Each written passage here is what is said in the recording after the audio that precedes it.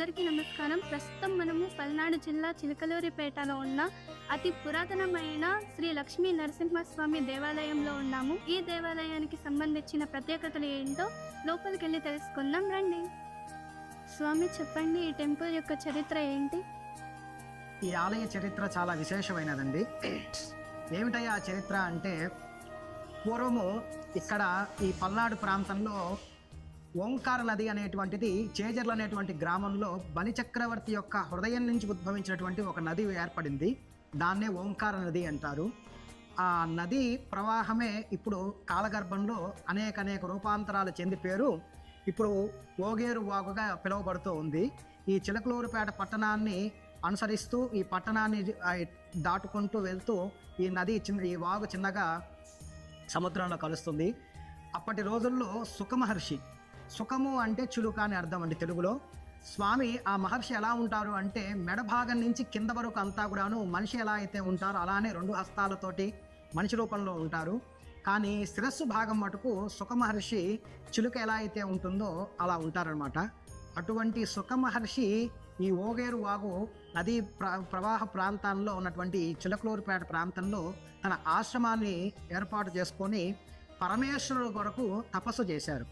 ఆయన పరమేశ్వరుడు కొరకు తపస్సు చేసినటువంటి సమయంలో ఆ పరమేశ్వరుడు ఒకానొక సమయంలో ఆయన తపస్సుని మెచ్చి ఆకాశవాణి రూపంలో, నాయన నీ ఇక్కడ తపస్సు చేశావు, నాకు సంతోషంగానే ఉంది, కానీ నీకు నేను మోక్షాన్ని స్వర్ణముఖి నదీ తీరంలో ఇస్తాను అని చెప్పారు అని ఇక్కడ పెద్దలు చెప్తూ ఉంటారు. అలా అది విన్నటువంటి ఆ సుఖమహర్షి ఆ స్వర్ణముఖి నదీ తీరానికి తపస్సు కోసం వెళ్ళడానికి వెళుతూ మళ్ళా తిరిగి స్వామివారిని ధ్యానం చేసి, నాయన నేను చేసినటువంటి ఈ తపస్సు శక్తి అంతా కూడాను వృధా పోయినట్టేనా, నాకు ఈ చేసినటువంటి ఫలితం ఏమి దక్కదా అని తిరిగి అడగ్గా, అందుకు మళ్ళీ తిరిగి స్వామివారు పరమేశ్వరుడే ఆకాశవాణి రూపంలో చెప్పారట. ఏమయ్యా చెప్పారు అని అంటే, ఏదైతే నీవు చేసినటువంటి తపస్సు శక్తి ఏదైతే ఉందో ఆ తపశ్శక్తిని కలియుగంలో శివకేశవుడికి అభేదంగా నరమృగ రూపంలో నారసింహావతారంలో నేను ఇక్కడ ఉద్భవించి భక్తులని అనుగ్రహిస్తూ ఈ ప్రాంతానంతా కూడా పాలిస్తూ ఉంటాను అని ఆకాశవాణి రూపంలో పరమేశ్వరుడు ఆ సుఖమహర్షికి వరమిచ్చారట. అది విన్నటువంటి ఆ స్వామివారు ఎంతో సంతోషించి స్వర్ణముఖి నదీ తీరానికి వెళ్ళి కాళహస్తి, తిరుచానూరు ఇప్పుడు పిలువబడేటువంటి కాళహస్తి క్షేత్రానికిను అట్లాగే తిరుచానూరు క్షేత్రం మధ్యలో స్వామివారు ఆశ్రమాన్ని ఏర్పరచుకొని ఆ స్వామిని ప్రసన్నం చేసుకొని అక్కడే శివైక్యం చెందారు అని పెద్దలు చెప్తూ ఉంటారు. అట్లా ఆ స్వామి యొక్క అనుగ్రహం చేత ఇక్కడ ఈ నారసింహస్వామి వారి ఆలయం ఉద్భవించింది. ఆ స్వామివారు కూడాను ఎలా ఉద్భవించారు అంటే, ఈ ఊరి జమీందారు వారు రాజామానూరు వారు.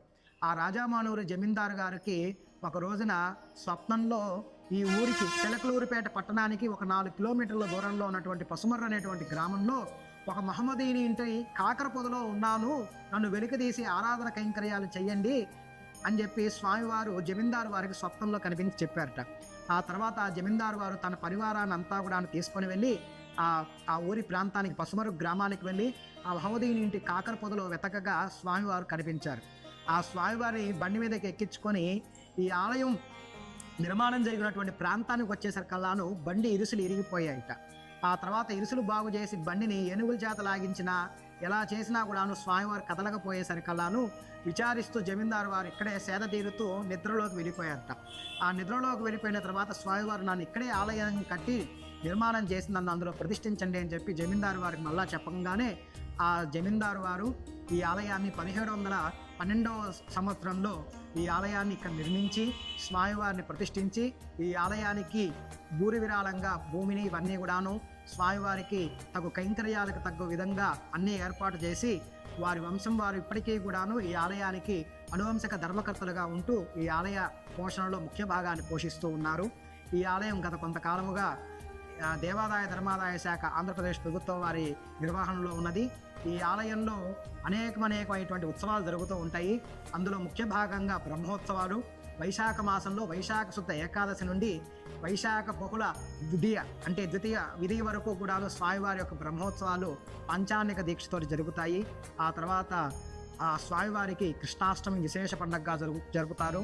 ఉగాది ఆస్థానము, అట్లాగే విశేషంగా స్వామివారికి దసరా నవరాత్రి మహోత్సవాలు, వైకుంఠ ఏకాదశి, అట్లాగే ధనుర్మాసోత్సవములు చాలా వైభవోపేతంగా దేవాదాయ ధర్మాదాయ శాఖ వారు మరియు భక్తులు జమీందారు వారు సంయుక్తంగా ఈ ఆలయంలో ఇటువంటి ఉత్సవాలు ఇవన్నీ కూడా నిర్వహిస్తూ భక్తులకు అనుగ్రహాన్ని అందించే విధంగా స్వామివారి అనుగ్రహాన్ని పొందే విధంగా కార్యక్రమాలన్నీ కూడా చేపడుతూ ఉన్నారు. ఈ ఆలయ అనువంశిక ధర్మకర్తలలో ఒకరైన శ్రీ రాజా మానూరి వెంకటేశ్వర బాబు గారు ప్రస్తుతం ఇక్కడే ఉన్నారు. ఆయనను అడిగి మిగిలిన చరిత్ర ఏంటో తెలుసుకుందాం.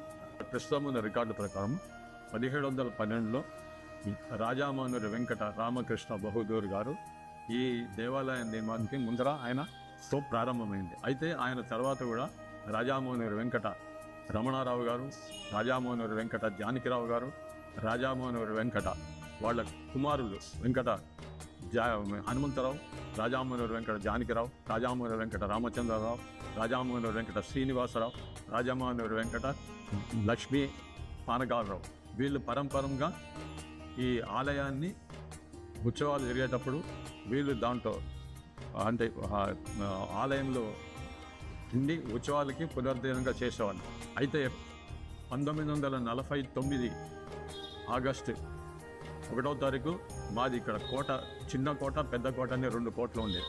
అక్కడ రాజామానూరి వెంకటేశ్వర బాబు ప్రస్తుతం ఉన్న వంశంలో ఉన్న రాజామానూరి రామచంద్రరావు యొక్క కుమారుడు, వాళ్ళ మురిమునవుడు రాజామానూరి వెంకట కళ్యాణం శ్రీనివాస్ ఈ ఆలయానికి దర్శించడానికి వచ్చినప్పుడు ఆలయ చరిత్ర గురించి పూజారి భవన్నారాయణ గారు చెప్పిన విధంగా ఆలయ చరిత్ర యొక్క వంశ పరంపరను దీన్ని వివరిస్తున్నాం. ఈ ఆలయానికి పురాతనమైన చరిత్ర ఉంది. ఈ ఆలయంలో ఉత్సవాలు జరిగినప్పుడు సమయం ఉన్నప్పుడల్లా మేము స్వామివారికి వస్త్రములు సమర్పించటం, కళ్యాణ ఉత్సవాలు అంటే మా పరంపరలో ఎవరైతే మొదటి కళ్యాణం అవుతుందో అక్కడ వచ్చి స్వామివారికి తరంబరాలు చేసి వస్త్రాలు ఇచ్చేస్తాం. రథోత్సవంలో పాల్గొనటం అంటే మా చిన్నప్పుడు మేము ఇక్కడ పుట్టింది కోటలో పుట్టాము. అంటే 1980 సంవత్సరం వరకు 1980 సంవత్సరం వరకు ఈ ఆలయంలో ఉన్న ఉత్సవాలు అంతా మేము అంటే సహకరించి ఉత్సవాల్లో పాల్గొని రథోత్సవంలో ఇది చేసి దాన్ని ఇది చేస్తున్నాం. ఈ ఆలయానికి ఇప్పుడు ప్రస్తుతం ఇది ఎండోమెంట్ వాళ్ళ దీంట్లో ఉంది. అయినా కూడా ధర్మకర్తలు ఉన్నప్పుడు సమయం మేము హైదరాబాద్ నివాసంలో ఉన్నాము కాబట్టి సమయం దొరికినప్పుడు ఆలయాన్ని దర్శించి స్వామివారికి పూజలు ఇప్పటి వరకు కొనసాగిస్తుంది. ఓకే ఫ్రెండ్స్, ఇలాంటి వీడియోస్ కోసం మన ఛానల్ని సబ్స్క్రైబ్ చేసుకోండి. ఇంకొక వీడియోతో మీ ముందుంటాను. బాయ్.